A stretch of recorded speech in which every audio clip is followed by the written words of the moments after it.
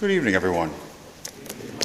So, during the course of my preparing for today's homily, I was reading about a study that was done in England, a survey of millennials there, people who I guess would be college-aged and maybe young adults, asking them what their greatest fear was.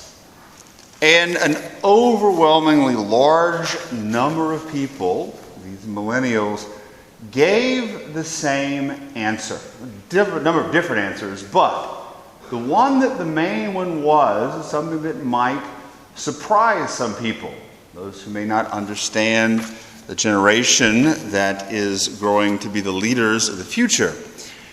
The greatest fear, according to this survey of millennials, is not finding love, of growing up, not getting married, not finding love, and possibly being alone for the rest of your life. Failing in dating, failing in marriage, failing in relationships, and living a life of loneliness.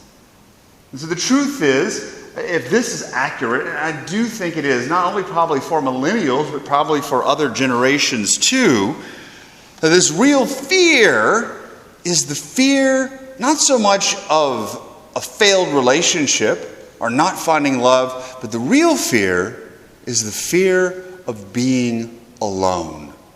The fear of being alone. And that should really, in a certain sense, be no surprise, because so much of life of people of the millennial generation, of your generation, and even mine is Generation X, and even to a degree the older generation, leads to this fear of being alone. Partially because so many people today come from broken families or dysfunctional families, which tends to create in the individual or in children abandonment issues, fear of being rejected, not receiving the love they need in those very, very formative years of their life.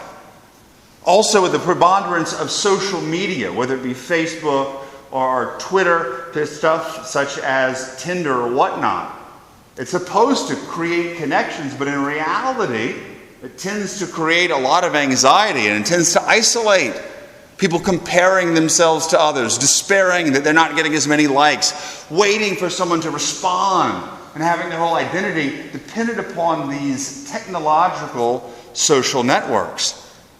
And then also the fear of being alone because of relationships or dating relationships that so often young people enter into that are not really founded on love, but founded on lust, the sins of the flesh.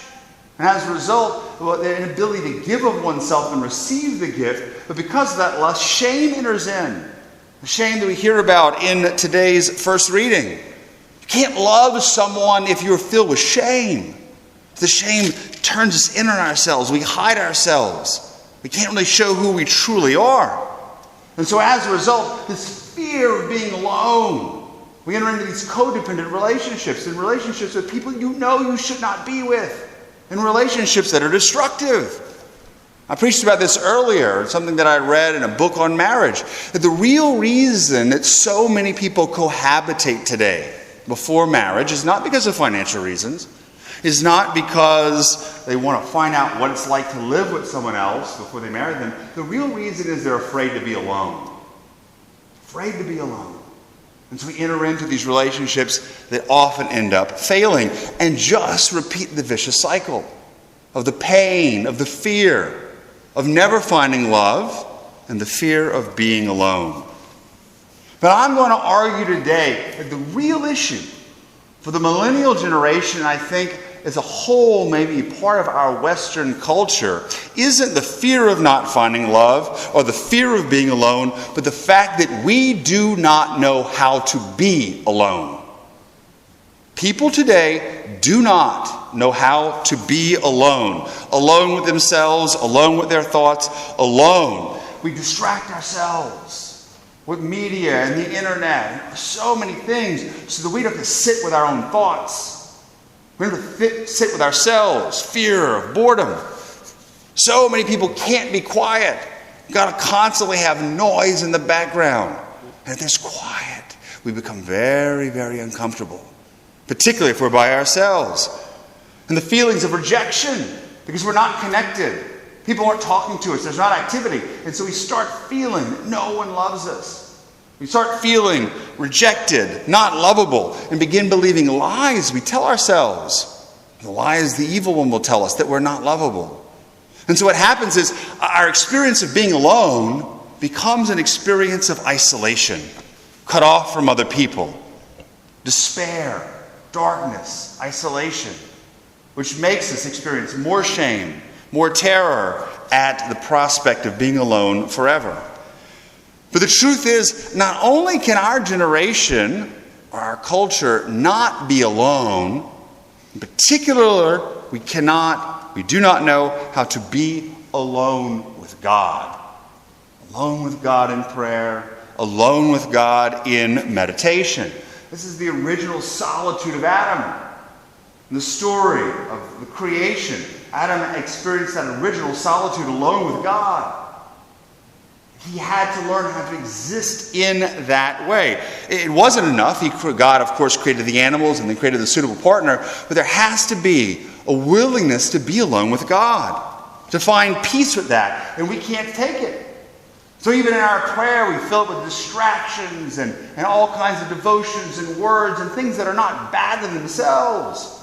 Reading, journaling, because we cannot be alone with God because it means we're way too vulnerable. Opening up our hearts, opening up our existence, opening our being and our struggles and our pains and saying, Lord, I give them to you. Instead of doing that, we put up walls so often with our prayers. We seem very pious, we seem very devoted, but in reality, we are afraid of being alone with God. Here's the truth. If indeed this fear of the millennial is true, the fear of never finding love, the fear of being alone is true, we're going to realize this. We're never going to find love. We're never going to find a happy, adequate relationship with another person until we learn to be alone. Alone with ourselves, but more importantly, alone with God. Our horizontal relationships with other people, even if they're romantic relationships, are never going to work unless the vertical relationship with God is firmly established. I can't have a relationship with God for you. You can't have it for me.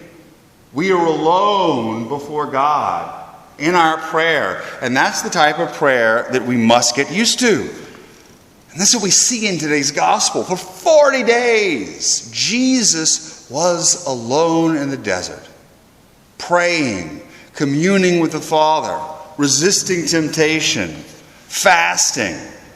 And all of this happened, before his public ministry, before he went and called his apostles, before he began healing people and talking to people, before he revealed himself publicly, before he entered into relationship. Before he could do that, he had to be alone with God, experiencing the quiet, no other human voices or distractions, the hunger, the mortification, the temptation of the evil one, and most importantly, of prayer. The type of prayer that comes when we are alone with God. It's from there that he's able to go out. And still, he found that quiet time, usually at night, to go away and pray and be alone. To be alone. And so, as a culture, and particularly for the millennials, if we're going to overcome that fear of never finding love, of being alone all of our lives, we're going to need to learn to be alone. And I'm sure there's so many ways that you could learn that we can learn that. But the most important way, as a Christian, as a Catholic, as a believer, is to learn how to pray. To pray and encounter God one-on-one with nobody else. And that's what Lent is for. a time of prayer, a time of fasting, a time of almsgiving. And so if we realize that I'm experiencing this fear of the future, the fear of never finding love, the fear of being alone, and we realize that we don't know how to be alone, and it's a great time to set out, potentially with whatever penance we may have already chosen, to spend time alone with the Lord in prayer. The problem is, of course, I could tell you to pray. We all know we're supposed to pray, but so many people don't know how to do it. As I sort of referenced before, often our prayer becomes a way of us not really having to be alone with God, of distracting ourselves, of saying a bunch of things, of getting caught up in reading, which is really technically not prayer, because we're fearful of being vulnerable in front of God. And so what I want to offer in sort of conclusion is 3 suggestions, hopefully pretty easy to remember. And if we move forward this Lent, the 40 days of Lent, similar to Christ's 40 days in the desert, how to pray better, to learn to be alone. Number 1, prayer is more about being than about doing. We don't need to do a lot of things in prayer to make God happy. We don't always have to be busy for Him to listen to us. We just have to be present to Him.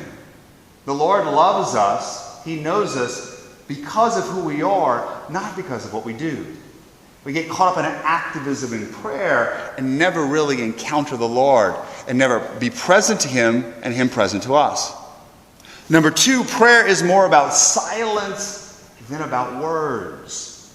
Again, I'm not saying that we shouldn't have vocal prayer. We shouldn't tell the Lord what we need. But He already knows what we need. He already knows what we want.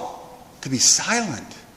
Think of an individual that you may know very, very well, you're comfortable with. You could just be silent with that person.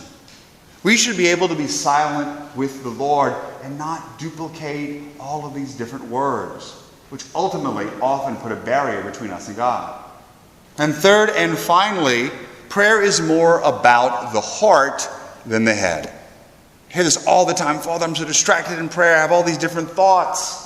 All these crazy things come into my mind. It doesn't matter, because this is not where prayer really happens. Prayer happens here. Think about sitting, or if you had a friend, you were sick, and you were in a hospital bed and a friend was sitting with you at night. Would you care if they were thinking about other things while they were sitting with you? No, because you knew what their heart was. Their heart was there with you because they loved you. The Lord sees our heart. He sees the fact that we're spending time with Him. So don't worry about all the thoughts. Keep the mind focused, but more importantly, keep the heart focused. These are 3 essential things if we want to grow in prayer, really learning to be vulnerable with the Lord so that we can be alone with Him. And as we grow in that this Lent and hopefully throughout Lent, really going deep in prayer, then we are going to find our ability to relate to others, to give ourselves to others, to genuinely love others and to receive love grows exponentially. That's the real mystery of prayer. That's the way that we overcome our fears and learn to live in communion with God and with each other. Amen.